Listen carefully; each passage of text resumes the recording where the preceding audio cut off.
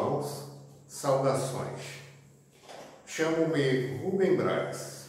Atualmente estou presidindo a Comissão Estadual de Espiritismo, CEE. Esta gloriosa instituição que está fazendo 73 anos de existência, divulgando a doutrina dos espíritos e servindo ao movimento espírita pernambucano. Vale a pena salientar que as atividades da nossa instituição têm um coordenador espiritual.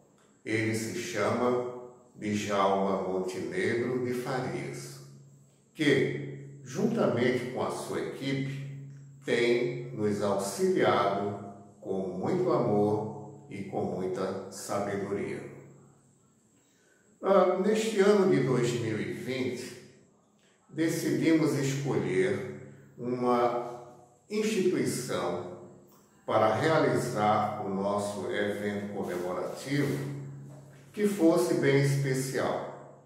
Não que as outras não sejam, mas escolhemos uma aonde se respira muito amor e muito carinho.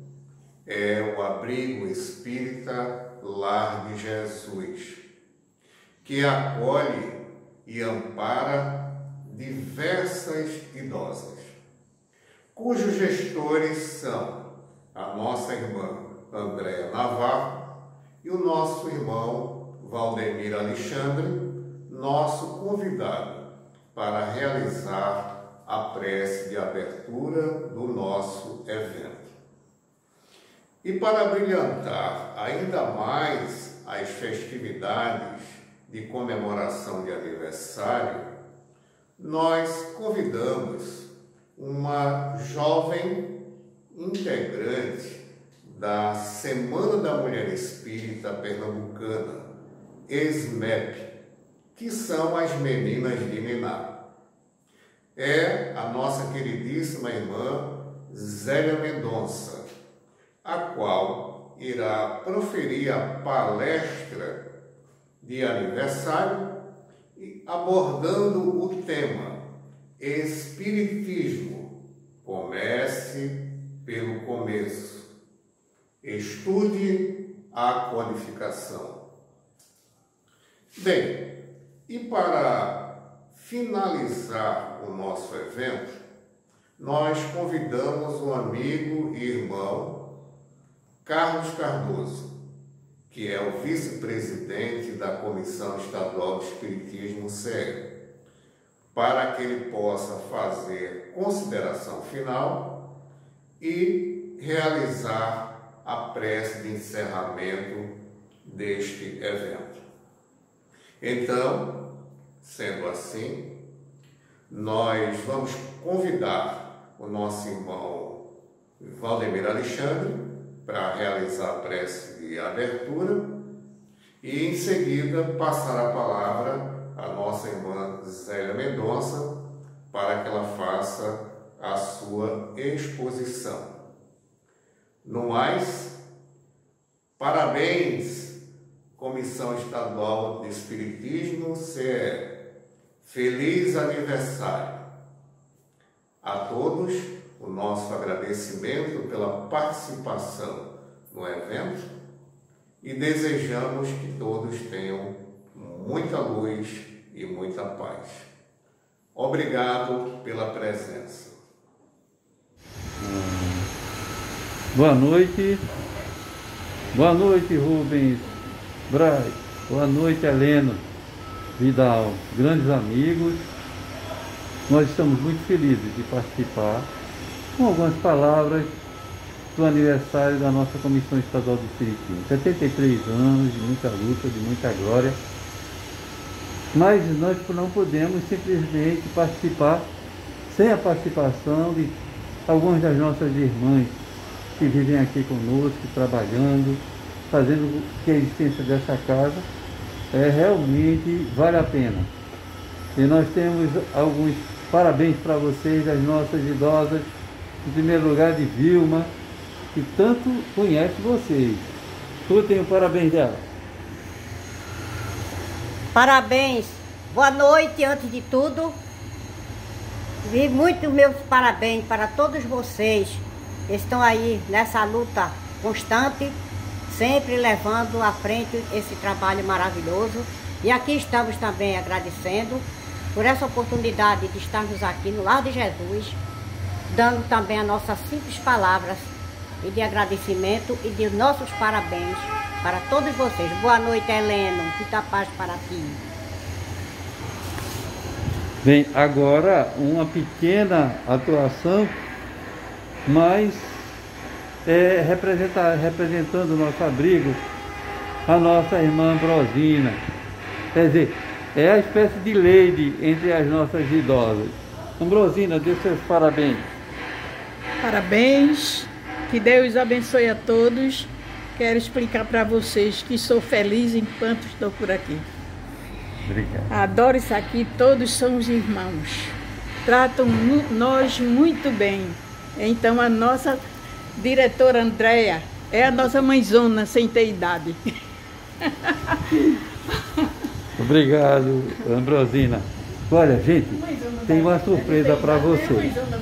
Uma irmã que trabalhou aqui na nossa casa para, digamos assim, construí-la. Fez campanha para a construção do abrigo Lar de Jesus. Hoje é uma das nossas, digamos assim, residentes. É a nossa irmã Vandinha. E eu quero que ela dê os parabéns para vocês. Wanda, vá lá. Parabéns. Isso, Wanda. Parabéns. Eu presente com muito prazer. Trabalhei com 12 anos. Sou servente de pedreiro daqui do abrigo. É o meu lar feliz. Muito obrigado. E coração de Jesus, continuo com vocês. Obrigado, Wanda. Gente, vocês estão vendo como a gente é feliz, né? Junto com todas essas leis. Agora, para terminar, não é? Eu gostaria de pedir que a irmã da nossa presidente da Federação Espírita, que é aqui conosco, é a nossa heroína sem capa, sabe? Toma conta dessas idosas com muito carinho. Andréa Navarro, irmã de Cristina Navarro, que ela trabalha aqui conosco, estamos juntos e misturados, tentando fazer alguma coisa por essas irmãs e pedindo e agradecendo a Deus essa oportunidade. Eu vou pedir que a Andréa faça a prece que tinham me pedido para fazer, e ela vai fazer para vocês. Que Jesus esteja conosco hoje e sempre. André. Jesus de infinita bondade, te agradecemos pela oportunidade de estarmos aqui para servir a todos esses irmãos. Protege nossa casa, protege a Comissão Estadual, a todos nós, e que a paz de Cristo abençoe sempre a toda a humanidade. Então, boa noite, Rubens, Helena, um beijo no coração de todos vocês aí. Nossos agradecimentos. Que Jesus nos abençoe e nos proteja hoje e sempre. Boa noite a todos. Com muita alegria, com muita honra, que eu estou aqui nesta ocasião em que comemoramos os 73 anos da Comissão Estadual de Espiritismo, a nossa CE, que há mais de 7 décadas vem desenvolvendo um trabalho produtivo como entidade facilitadora no estado de Pernambuco, promovendo sempre o fortalecimento das casas espíritas. E para os que não me conhecem, eu sou Zélia Mendonça, sou trabalhadora do Instituto Espírita Gabriel Delany. Inicialmente quero agradecer a todos os queridos amigos diretores da CE o honroso convite para desenvolver o tema da campanha 2020, Espiritismo comece pelo começo, estude a codificação, parabenizando a todos os que vêm dando continuidade ao trabalho idealizado pelos fundadores, pelos seus fundadores. Que perseverem nessa luta sem esmorecer, é o que desejo a todos. Quanto ao tema, na verdade, começar significa principiar, dar começo, enquanto que começo significa o ponto onde começa, principia ou se inicia alguma coisa. Sendo assim, começar pelo começo é literalmente dar começo ao começo, ou começar a começar, que são evidentes redundâncias, mas que se aplicam do ponto de vista literário porque tem um caráter de reforço, de ênfase ao que se quer dizer. Neste caso, o comece pelo começo torna-se uma maneira de dizer para começar pelo que é realmente prioritário, para começar pelo que é importante, para começar de uma maneira metódica. No caso do Espiritismo, nós sabemos que não há outro ponto de partida a não ser a codificação, que oficialmente se iniciou a partir do dia 18 de abril de 1857, quando foi publicada a sua pedra fundamental, o Livro dos Espíritos. Mas para entender melhor a importância dessa publicação, vamos tentar contextualizar o surgimento da doutrina. Desde que evoluiu dos estágios mais primitivos, onde a única preocupação era a sobrevivência e a satisfação de suas necessidades básicas, sempre houve nos homens o impulso para buscar as explicações sobre a sua origem e o seu destino, tentando compreender a vida. Ao longo da história da humanidade, muitos foram os sistemas filosóficos desenvolvidos para explicar o mundo e o homem ao próprio homem, com base sempre em conceitos adequados ao conhecimento de cada época, confundindo-se, na maioria das vezes, com os sistemas religiosos adotados. E os mais antigos desses sistemas, eles surgiram a partir de 6.000 anos antes de Cristo, na Índia Védica e Bramânica, no Egito Antigo e depois na China. Por volta de 1.500 anos antes de Cristo, surge Moisés, como condutor de um povo destinado a traçar as linhas de um novo mundo, a partir dos 10 mandamentos da lei divina, os quais trouxeram todo um sistema moral baseado na ideia de um Deus único, constituindo-se na primeira revelação de Deus aos homens.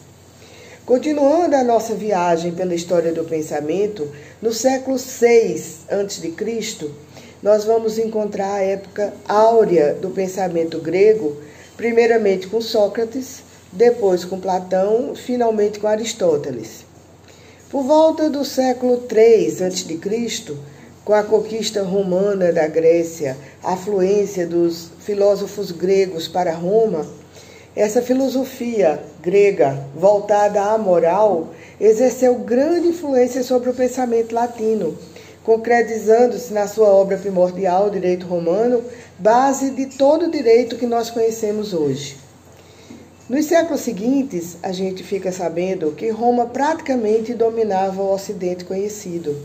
E os valores predominantes da época eram os referentes ao poder, às conquistas, ao material. É quando surge um revolucionário, um homem que traz uma filosofia diferente, que vem colocar em xeque todos esses valores vigentes.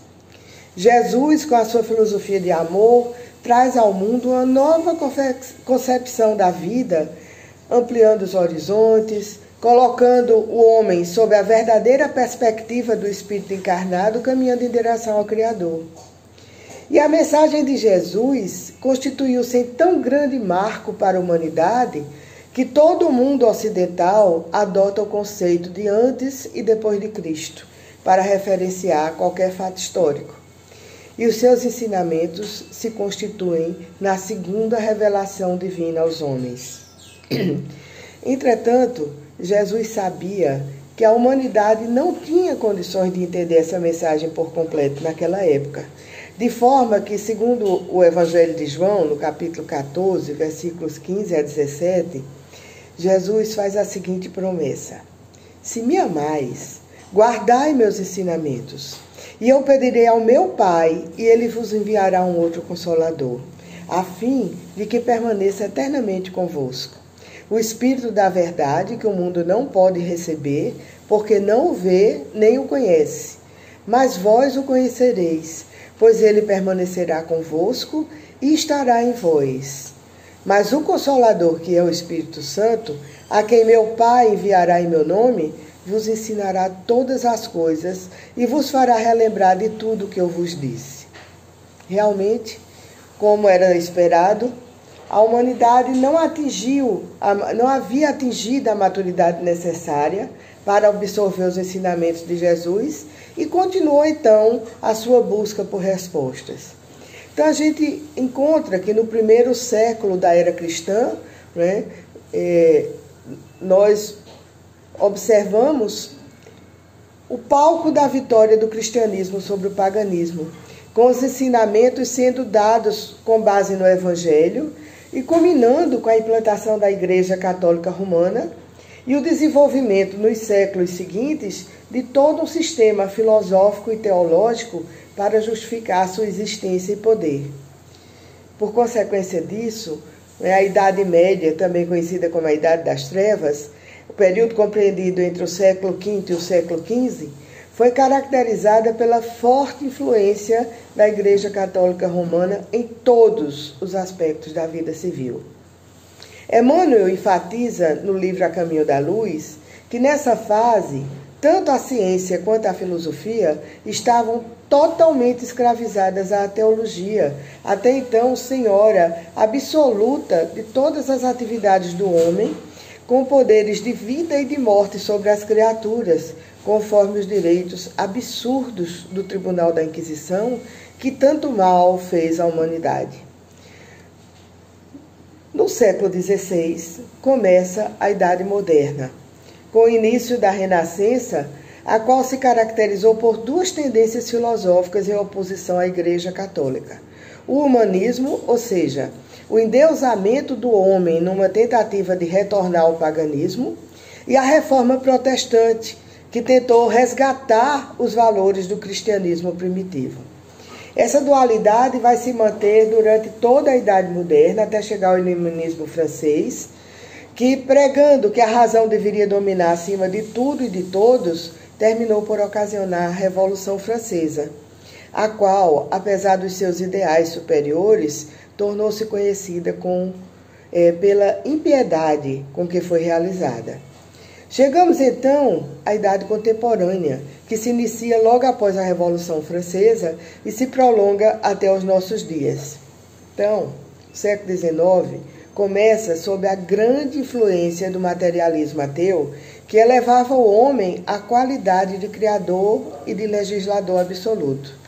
E no início da segunda metade desse século, devido ao grande progresso das ciências naturais, principalmente a filosofia e a biologia, surge o naturalismo ou positivismo, que tenta explicar o mundo e a vida a partir dos princípios e métodos das ciências. E é então, nesse ambiente filosófico de cunho materialista, que ocorre a terceira revelação divina, a revelação espírita, para libertar o homem dos dogmas da Igreja Católica e explicar o mundo e a vida numa verdadeira aliança entre a razão e a fé. O irmão X, no livro Brasil, Coração do Mundo, Pátria do Evangelho, ele nos diz que todo um planejamento foi feito no mundo espiritual para que fosse enviado o Consolador prometido por Jesus, objetivando reorganizar as energias das criaturas, ensinar todas as coisas e recordar tudo o que Jesus havia dito. E aí, Divaldo Franco, falando sobre o surgimento do Espiritismo, ele afirma que o próprio Kardec nos diz que o Espiritismo só poderia vir no momento em que a ciência tivesse as condições de confirmar-lhes os postulados. E o século XIX já apresentava essas condições em função da predominância do cientificismo, que garantia o entendimento maior dos fatos observados. A França, naquela época, e desde a segunda metade do século XVIII, ela promovia ela promovia o desenvolvimento pioneiro das ciências e garantia, assim, as condições favoráveis a que se referia Kardec nessa afirmativa acima citada. No século XIX, Paris, a capital francesa, já era considerada a capital mundial da cultura, sendo chamada de Cidade Luz. Dizia-se que lá as ideias nasciam de manhã, envelheciam ao meio-dia e ao final da tarde estavam superadas. E hoje a gente observa bem isso, né, na área de tecnologia. Quem conhece a área de tecnologia vê que essa é uma grande metáfora que pode ser aplicada a essa área, né, porque o conhecimento está sempre e rapidamente em evolução. Marcel Sotomayor, no livro Kardec, a Biografia, diz que para o professor Hippolyte Léon Denis Rivaio, um eminente pedagogo francês, a ciência do século XIX parecia em plena ebulição e ainda se tinha muito a descobrir e revelar. A cada dia, pesquisadores anunciavam descobertas mais impressionantes e tudo parecia possível no século XIX. E nesse cenário, marcado por filosofias materialistas e milagres da ciência, mesas girantes, que também transmitiam mensagens através de pancadas, atraíam multidões e dividiam opiniões. E enquanto esses fenômenos serviam de distração para muitas pessoas, outras os estavam levando a sério e convidaram o professor Rivaio para assistir a algumas reuniões. E o que ele ali testemunhou o fez pensar que havia necessidade de refletir e pesquisar mais. E, embora com grande esperança, era com ceticismo que buscava decifrar a lógica que estava por trás daqueles eventos. E usou para isso o lema de Pestalozzi, de quem fora discípulo: observar, comparar e julgar. Começa, então, a se delinear toda uma descoberta com respostas e perguntas existenciais como: o que é Deus? Quem somos nós? De onde viemos? Para onde vamos? Qual a causa das desigualdades sociais? O que há depois da morte do corpo físico, entre outras, evidenciando a existência de uma inteligência a comandar aqueles fenômenos. E por que o professor Rivaio e não outra pessoa?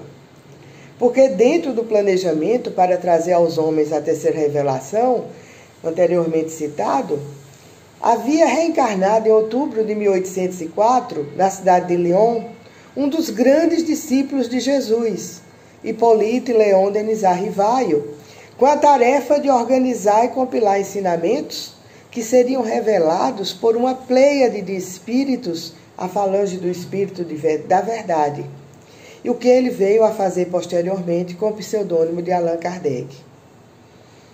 Então, está explicado por que século XIX, por que a França, por que Kardec, ou Hippolyte Léon Denis Rivaio.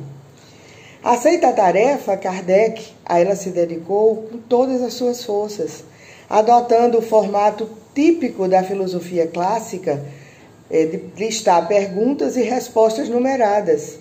E a primeira edição do Livro dos Espíritos sai, ao todo, com 501 diálogos curtos sobre os mais diversos temas, subdivididos em 916 blocos de perguntas e respostas. Divaldo nos conta também que, falando com seus benfeitores espirituais, comentou com eles que o êxito de uma pergunta não é a resposta, mas a própria pergunta. Porque se a pergunta é profunda, faculta uma resposta profunda. E questionou-lhes como é que pôde Kardec, naquela época, propor perguntas de tal profundidade que até hoje, 163 anos depois de publicadas, permanecem oferecendo às criaturas as respostas básicas para os grandes problemas da humanidade. E a resposta dos seus benfeitores foi a de que Kardec fazia parte de uma grande equipe, alguns encarnados, outros desencarnados, a maioria. E nos momentos de desprendimento pelo sono, o seu espírito encontrava-se com os outros companheiros da equipe do Consolador para o planejamento do desenvolvimento do trabalho a ser realizado. Então, vemos assim, né, que todas aquelas diferentes correntes filosóficas haviam sido necessárias para permitir o amadurecimento do pensamento humano, tornando-o capaz de compreender a verdade. E como dissemos, né, com a publicação do Livro dos Espíritos, no dia 18 de abril de 1857, nasce a doutrina espírita. E já nasce tríplice: é filosofia, é ciência e é religião.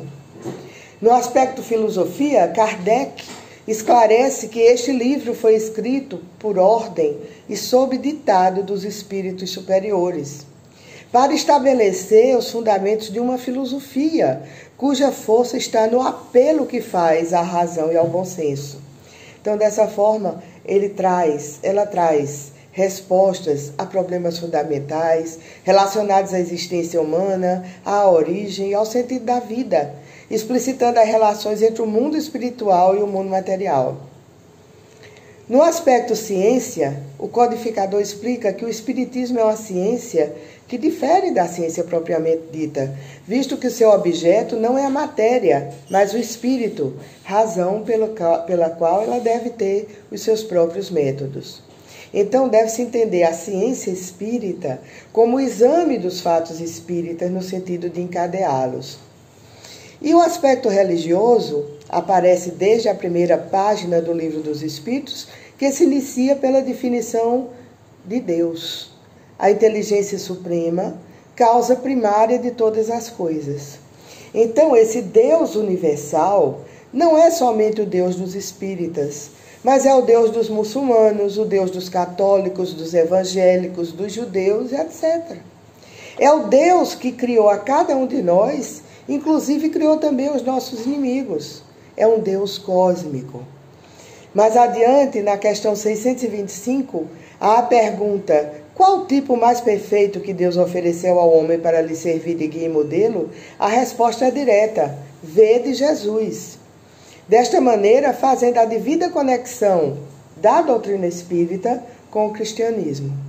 Então é importante entender que Kardec considera o espiritismo uma religião no sentido filosófico do termo, de religação do homem com Deus. E nessa religação, o espiritismo cumpre a promessa de Jesus quanto ao envio do Consolador, ressuscitando o ensino do Mestre em toda a sua pureza, lançando luzes sobre o verdadeiro sentido de suas palavras, com a finalidade precípua da regeneração moral dos homens, da reforma íntima, através de uma fé raciocinada, apoiada na razão e na lógica. É o próprio Kardec, no item 18 do capítulo 3º do Livro dos Médiuns, que nos diz assim: o Espiritismo é toda uma ciência, toda uma filosofia, e quem seriamente queira conhecê-lo deve, como primeira condição, repito, quem seriamente queira conhecê-lo deve, como primeira condição, dispor-se a um estudo sério e persuadir-se de que ele não pode, como nenhuma outra ciência, ser aprendido a brincar. Forma-lhe, sem dúvida, a base a crença nos espíritos, continua Kardec. Mas essa crença não basta para fazer de alguém um espírita esclarecido, como a crença em Deus não é suficiente para fazer de quem quer que seja um teólogo. Não podia ser mais claro, não é, gente? Desse modo, se a gente quer viver, entender, vivenciar os conceitos do Espiritismo, nós temos realmente de começar pelo começo, estudando os ensinamentos dos espíritos superiores, sistematizados no que se convencionou chamar de codificação espírita, realizada por Kardec. O Pentateuco kardeciano é formado por 5 livros: o Livro dos Espíritos, o Livro dos Médiuns, o Evangelho segundo o Espiritismo, o Céu e o Inferno e a Gênese. E embora o Livro dos Espíritos tenha sido publicado inicialmente, seja o marco inicial da doutrina dos Espíritos, o seu núcleo central, o seu arcabouço geral, o próprio Allan Kardec, no item 35 do Livro dos Médiuns, ele aconselha aos que quiserem adquirir as noções preliminares pela leitura de suas obras que as leiam na seguinte ordem. Em primeiro lugar, o que é o Espiritismo. cuja primeira edição foi feita em 1859. Nesta obra, Kardec apresenta uma visão geral do Espiritismo, seus princípios fundamentais, resposta às principais objeções que lhe podiam ser apresentadas. E o primeiro capítulo desenvolve-se sobre a forma de diálogos, o segundo apresenta noções elementares acerca da doutrina e o terceiro, a solução de alguns problemas à luz da doutrina espírita. E diz ele, esta primeira leitura, que muito pouco tempo consome, é uma introdução que facilita um estudo mais aprofundado. Este livro foi escrito para responder às dúvidas constantes que as pessoas traziam para Kardec. Nós talvez achemos que não é importante, mas é muito importante, gente.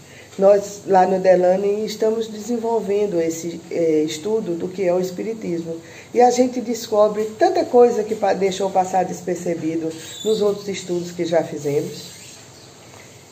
Segundo lugar, diz Kardec, deve ser lido o Livro dos Espíritos, publicado em 1857 com 501 itens, e depois reformulado em março de 1860 para 1018 itens. Porque este livro, segundo Kardec, contém a doutrina completa, como ditaram os próprios espíritos, com toda a sua filosofia, todas as suas consequências morais.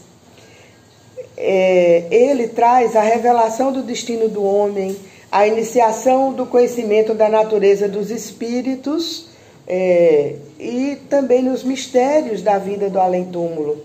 A gente entende que a vida não é só isso aqui, mas a vida se passa em dois planos, no espiritual e no material, e como é que se integram esses dois planos.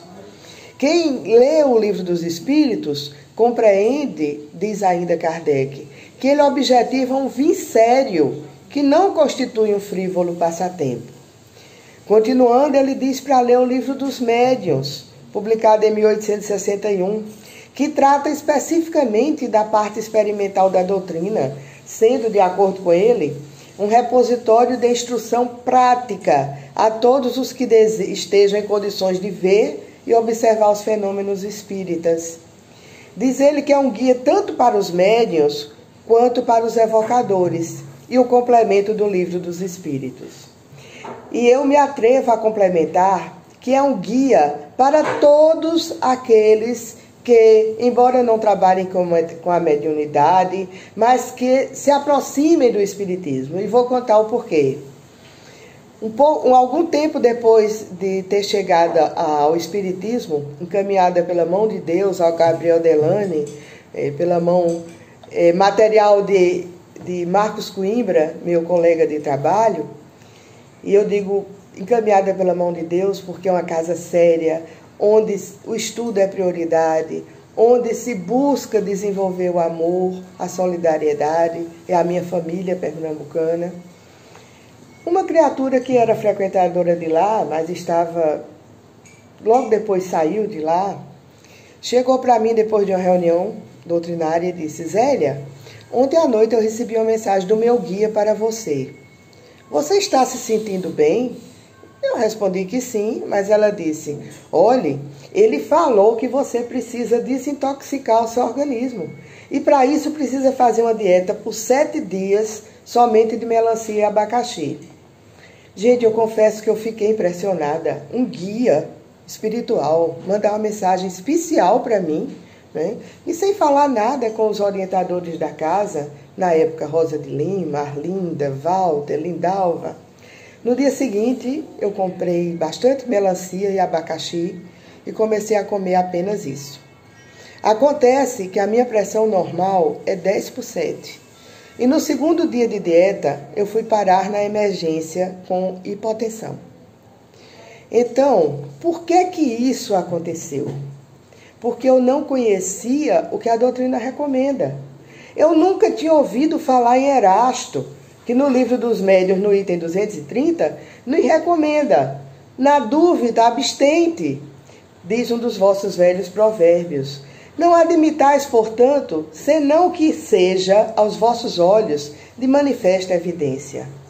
Desde que uma nova opinião venha a ser expendida, Por pouco que vos pareça duvidosa, fazei-a passar pelo crisol da razão e da lógica, e rejeitai desassombradamente o que a razão e o bom senso reprovarem.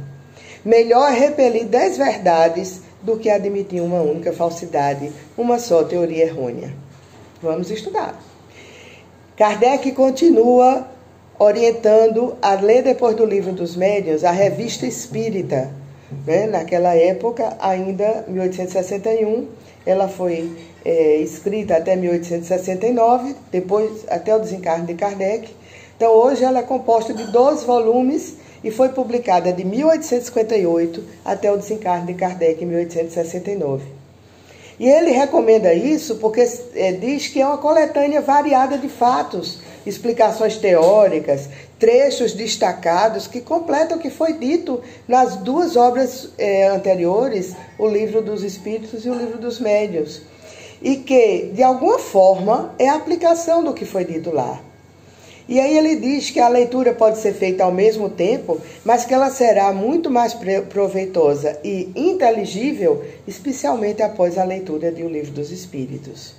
Para maiores informações sobre a Revista Espírita, eu recomendo a todos os que ainda não viram a excelente palestra da nossa querida Ivanira Miranda na Semana da Mulher Espírita de Pernambuco, deste ano, proferida no dia 3 passado, sobre o desenvolvimento da doutrina espírita na Revista Espírita, a qual se encontra disponível neste mesmo canal do YouTube, SMEP-PE.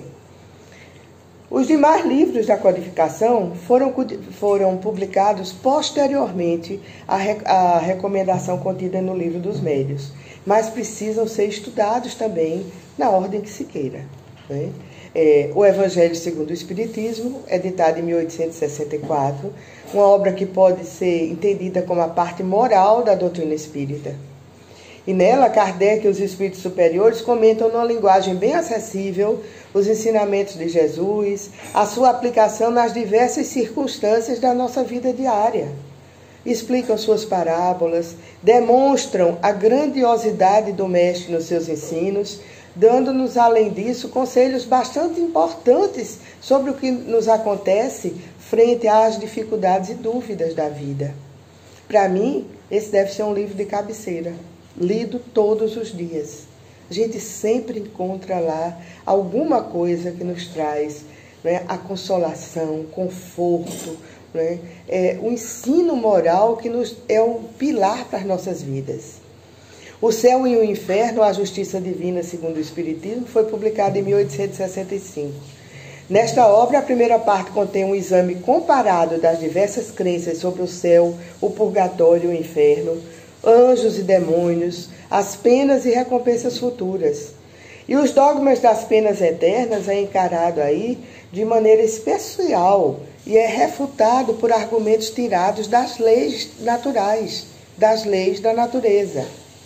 A segunda parte desse livro, que é interessantíssimo, apresenta numerosas comunicações de espíritos em diferentes situações morais, das quais jorra luz sobre a situação da alma após a morte e a passagem da vida corporal à vida espiritual, até então obscura e temida, e ainda muito obscura e temida por muitos de nós. A Gênese, os milagres e as predições segundo o Espiritismo, foi editado em 1868, um ano antes do desencarne de Kardec, e é uma obra composta de 3 partes. A primeira trata da Gênese, isto é, da formação dos mundos, da criação dos seres animados e inanimados.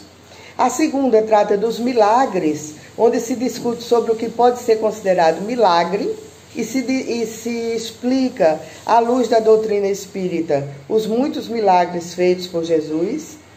E a terceira parte explica como e por que pode haver previsões de coisas futuras, pressentimentos e coisas afins. Esses são os livros da codificação.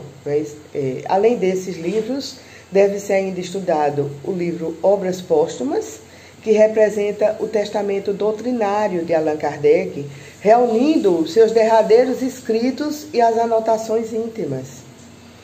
Observem que o tempo todo eu tenho me referido ao estudo de todas as obras. Porque não basta uma simples leitura para compreender os ensinamentos ali contidos.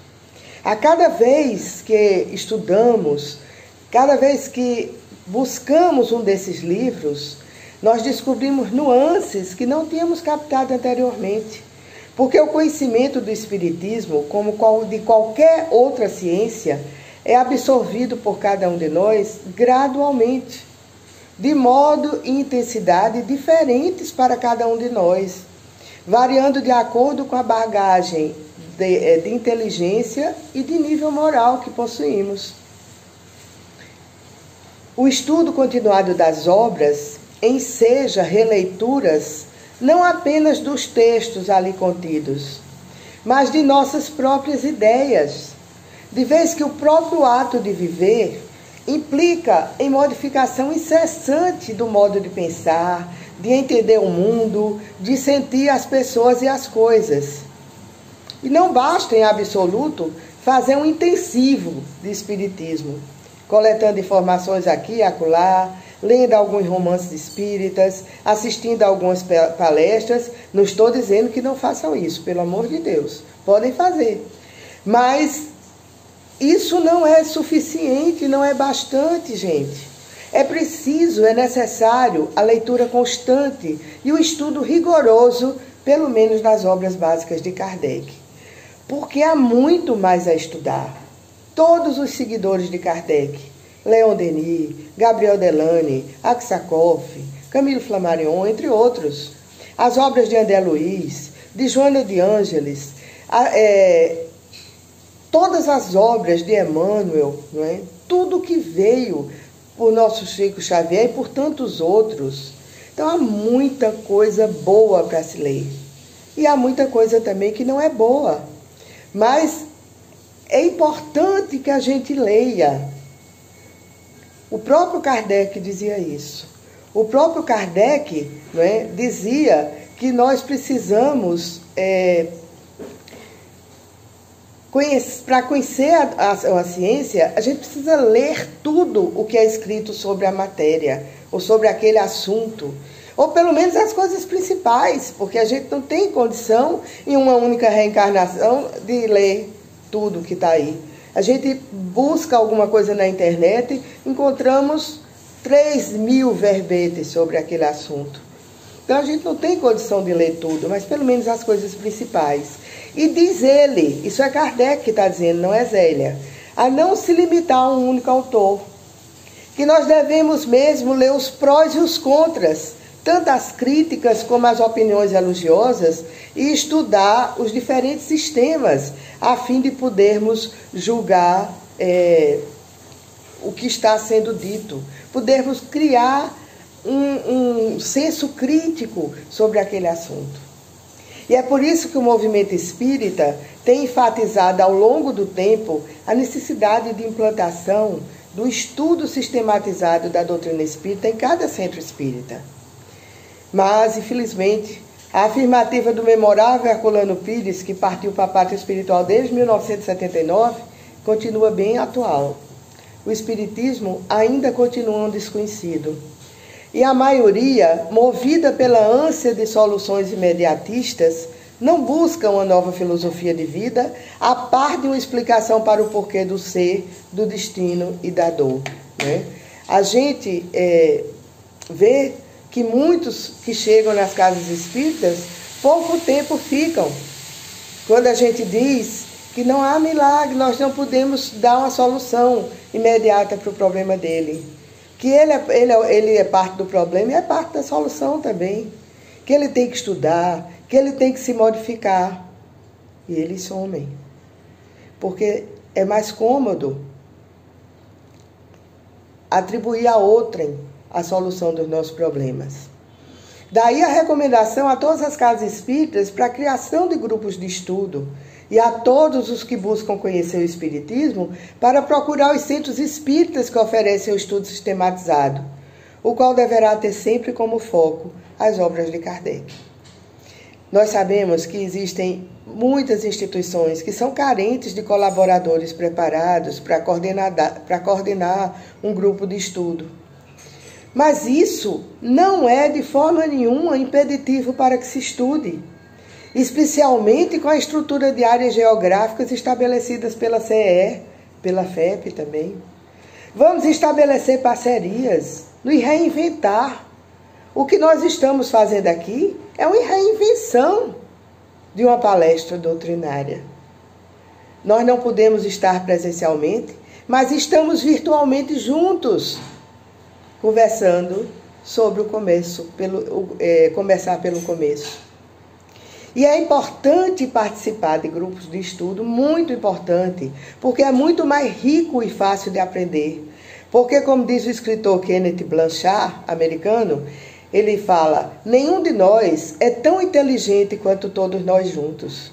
Então, na medida em que nós estamos estudando juntos, cada um traz um ângulo de visão diferente para uma mesma coisa. E não tem certo nem errado. São visões distintas, decorrentes dos nossos existenciais, dos nossos referenciais existenciais e teóricos. E aí a gente discute e pode chegar a um consenso ou não, mas no mínimo a gente tem dois ângulos de visão de uma mesma coisa. A gente não pode esquecer da recomendação do Espírito da Verdade. Espíritas, amai-vos. Esse é o primeiro ensinamento. Instruí-vos. Esse é o segundo. Nós aqui hoje estamos falando do instruí-vos.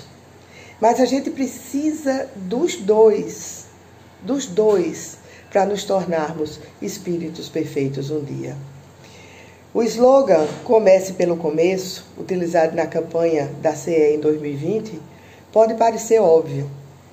No entanto, é fato que muitas pessoas que são espíritas ou as que estão estudando o espiritismo há algum tempo não começaram pelo começo. Muitas vezes nem o Livro dos Espíritos chegaram a ler todo. A revista espírita, então, eu conheço poucos que a leram. E o mesmo acontece com a Gênese e obras póstumas. Ah, Zélia, a Gênese é muito complicada. Gabriel Delane, então, nossa, é muito árido. Herculano Pires também. E aí a gente não estuda. E não há nada mais aconselhável, se quisermos de fato estudar o Espiritismo, do que começar pelo começo. E como eu já disse, o começo é a codificação. Todos os que participamos hoje deste evento, chegamos à doutrina espírita por motivos os mais diversos.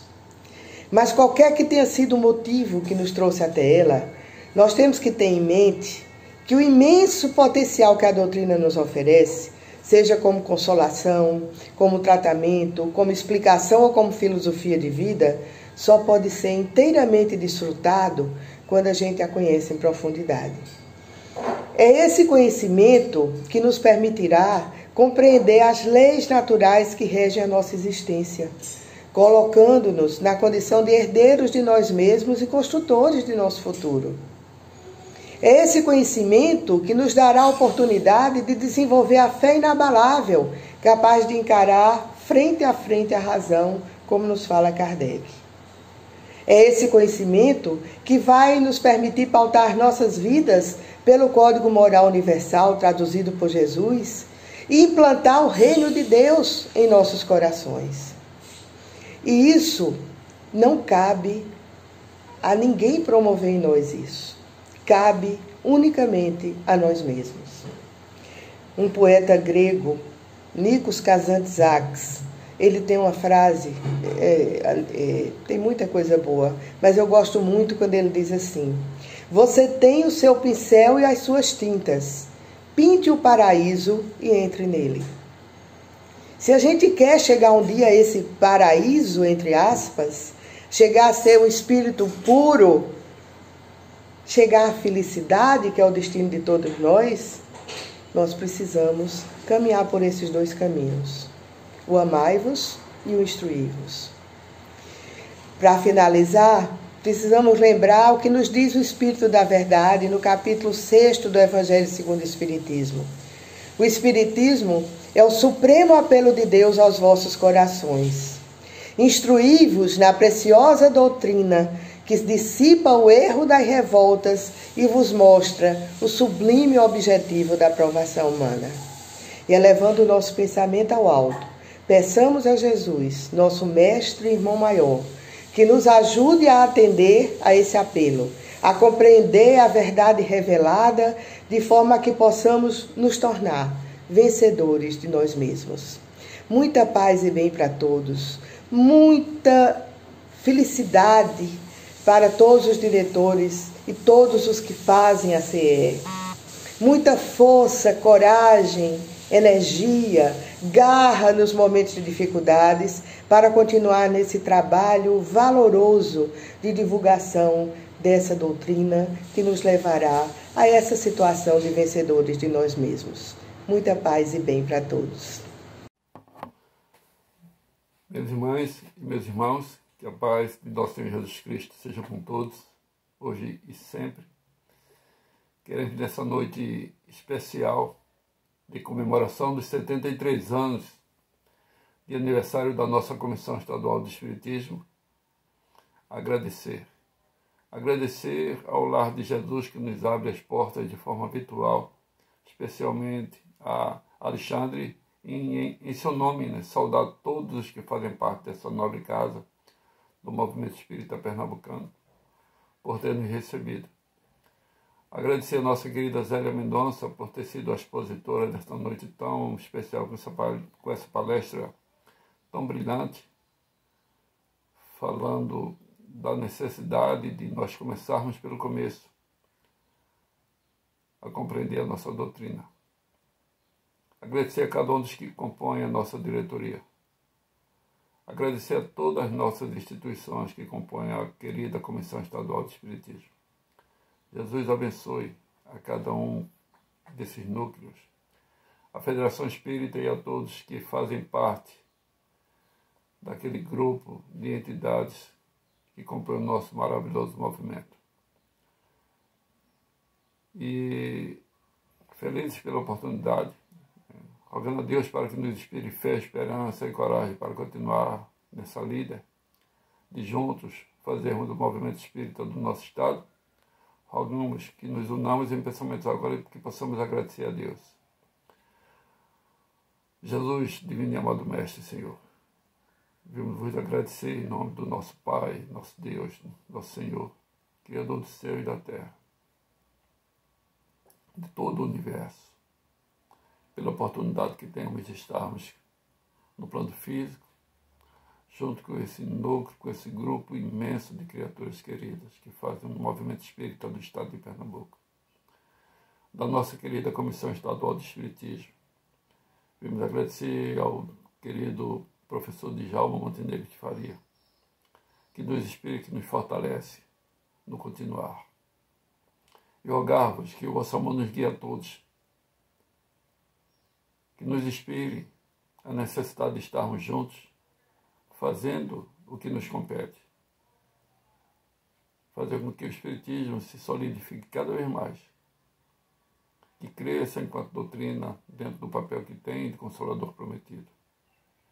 E assim sendo agradecidos pela oportunidade, felizes por estarmos aqui nessa noite tão especial, vos agradecemos, Senhor, que o vosso amor nos guie, que a paz, a luz e a vossa misericórdia nos envolva e nos conduza, hoje e por todo sempre.